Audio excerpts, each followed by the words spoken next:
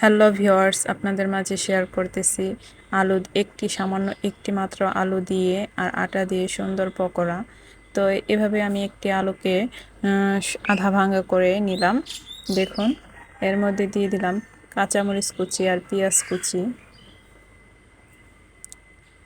ধনিয়া পাতা কুচি, কিছু পরিমাণ আটা আপনাদের যেমন লাগবে আন্দাজ বুঝে দিবেন, দারচিনি এলাচের ফাঁকি, কিছু লবণ, হলুদ মরিচের গুঁড়া, এখন দিয়ে দিলাম সামান্য জিরা গুঁড়া। তো এর মধ্যে দিয়ে দিলাম এক পরিমাণ মতো একটু তেল। তো সব কিছু মিক্স করে নেব।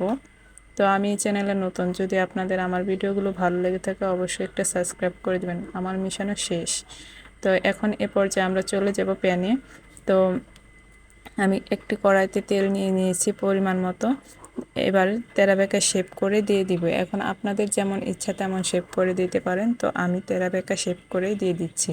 একে একে সবগুলো পকোড়া, আলু পকোড়াগুলো দিয়ে দিব।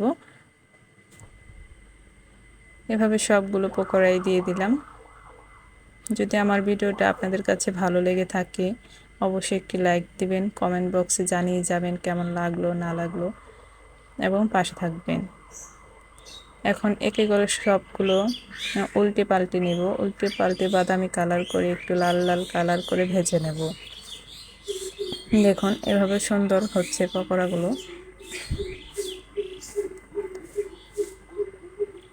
এভাবে উল্টে পাল্টে ভাজার পরে আমরা ভালো করে মুচমুচে করে ভেজে নেব। দেখুন আমাদের পকোড়াগুলো রেডি। এখন সবগুলো পকোড়াই আমরা তুলে ফেলব।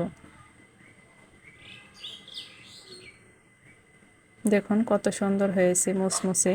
এখন এর মধ্যে টমেটো সস দিয়ে আপনারা পরিবেশন করতে পারেন। তো আমার মেয়ে দেরি হয় নাই, তারা টেস্ট করা শুরু করে দিয়েছে আপনাদের রিভিউ দেওয়ার আগে।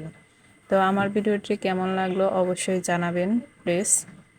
তো আমার ভিডিওটি দেখার জন্য আপনাদের অসংখ্য অসংখ্য ধন্যবাদ। তো আমার চ্যানেলে যদি আপনারা নতুন থাকেন তো আমার ভিডিও সবগুলো একটু দেখে আসবেন ঘুরে। এভাবে আলু পকোড়াগুলো বিকালের নাস্তা হিসেবে বানালে খুব টেস্টি হবে।